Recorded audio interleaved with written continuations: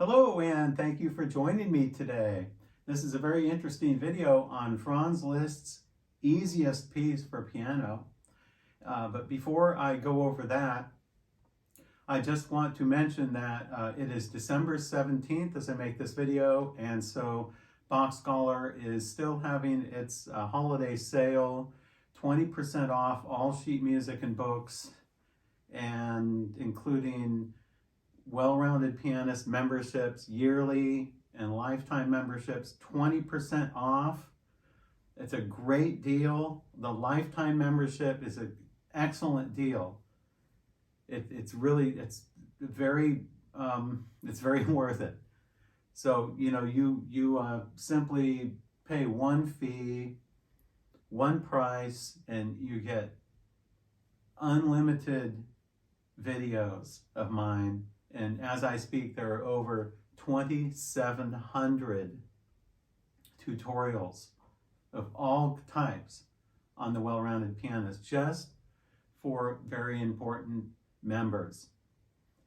It's an excellent site. In fact, I have many more tutorials there than I do on YouTube. So if you like my teaching on YouTube and you want to learn something from me, but you just can't get enough on YouTube, because I really don't put out that much on YouTube as far as tutorials go, you have to go to the Well-Rounded Pianist and sign up for either yearly or lifetime memberships. You get 20% off. You're also welcome to sign up for a monthly membership also, which is very cheap. It's just $12.95 a month, but there's no sale on that.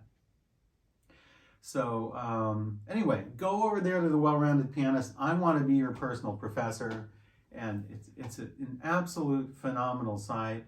It is probably the leading piano tutorial site now on the internet, operated just by one person.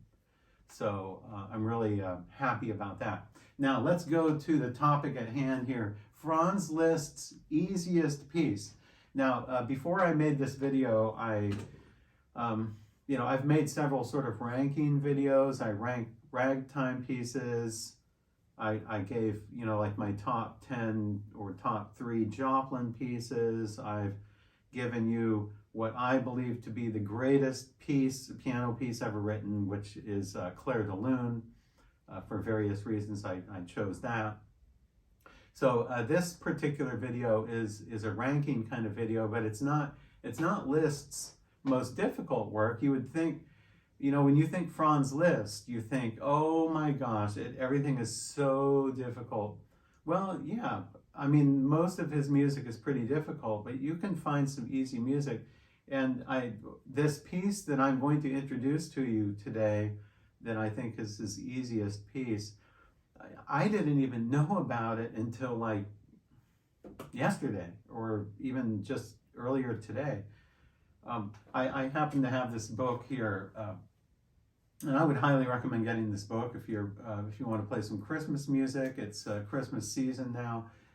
Christmas classical piano music for the Christmas season, selected works by 20 composers, edited by Maurice Hinson. By the way, I have met Maurice Hinson when he was living.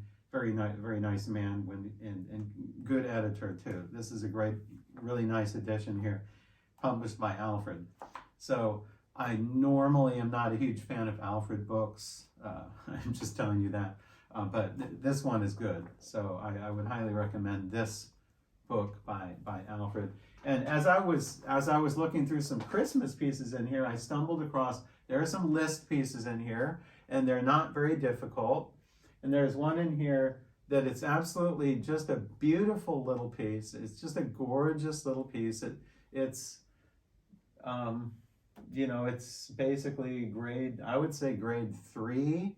I mean, you do have to play soprano, alto, tenor, bass. It's scored like a chorale.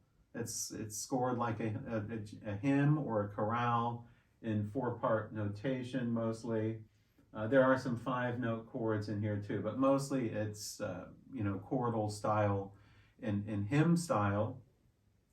And it is called Christus ist geboren. That in German, that means Christ is born. So this is a Christmas, you can see the front page here, Weihnachtslied, Christmas song, here by Franz Liszt. I love the engravings here, you know, from the 1800s. And so I just printed this out from IMSLP. I have a link below here where you can get this.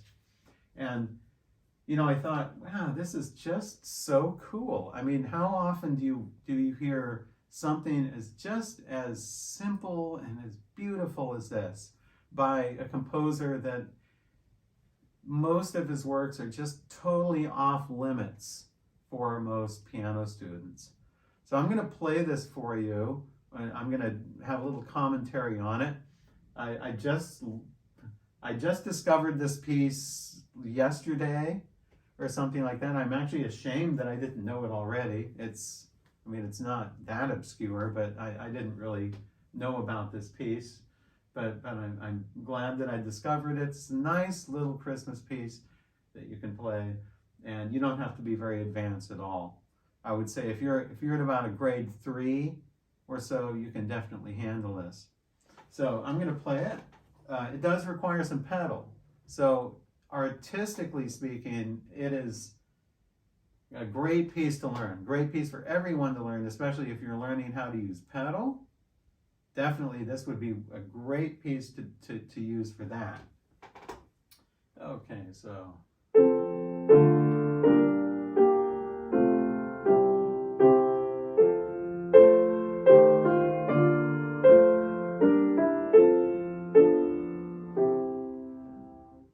It's such a beautiful melody. It reminds me of something. It reminds me of, I don't know, it's like a mix-up or a mash-up of a bunch of hymn melodies, I think. I'm assuming that this is his own melody. I don't know if it's a pre-composed melody from somewhere. I'm not sure. If you know that, please leave some information down in the comments below so you can educate us a little bit. So I'm assuming this is Liszt's own melody, but if it is, that's great. He's Liszt. He can write melodies. Some of us can't. So.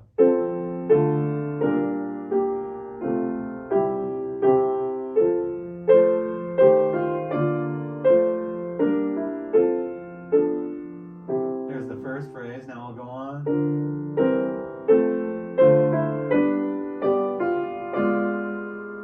I love that. That's a diminished 7th chord, resolving up here to an A minor, and then it goes.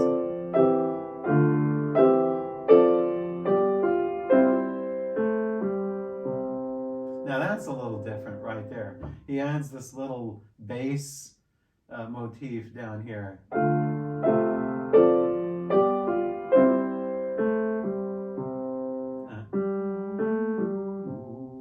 That's something very unexpected. Now.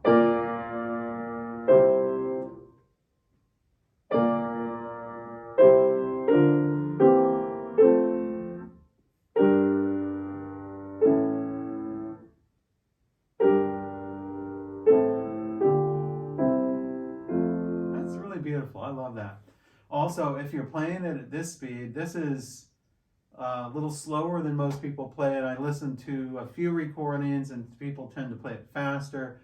I like it slower. I like to hear the beat on the 8th note. It's just a short little piece. So there's no reason to zoom through this as you would maybe in a more a sort of lively hymn. It says Andante semplice e pietoso. Pietoso or pietoso, however you say that in Italian. Well, very pietously. So it's very religiously. That implies, by that very word, it implies a slowness, really. It implies a very, very pure and not rushed. You know, you're playing it, imagine playing it in a cathedral, and your audience is the Pope, and all of his henchmen. So we have.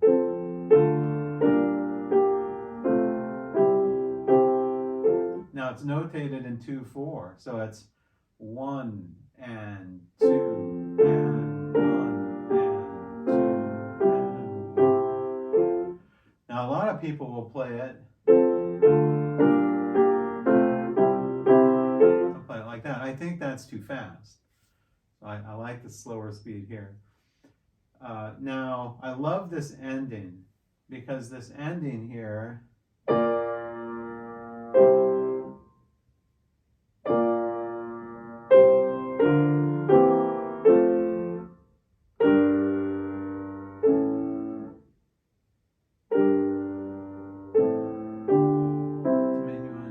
Now I love this repeat.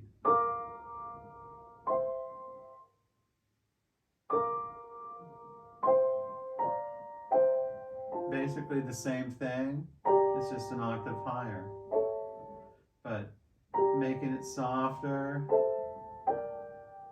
and making it sort of sound bell-like. You want all the notes to sound like little bells, and it's so beautiful. It's so simple. I love the simplicity.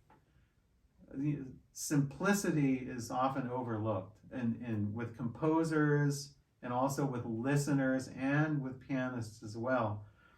I'm thinking, if you want something really simple, like if you're really into minimalism in piano music, this is one of the most minimal pieces, I think. Another really excellent minimalist piece is by Scriabin. Look up the Prelude, Opus 11, number 15, in D flat major. It's just absolutely gorgeous. It's so simple that it's hard to perform. It's hard to play well because it's so simple. And, you know, any just little slip up and it's ruined. So look for that Scriabin Prelude. Also print out this beautiful little Christmas piece by Liszt. The link is below this video. Leave some comments or thoughts that you have here. If you know of any pieces easier than this, please let me know. Then I guess I was wrong, but I would say I can't think of any pieces that are easier than this that were written by Liszt that are not simplified pieces. So anyway, that's my little video for the day. Have a nice day and stay tuned for the next video.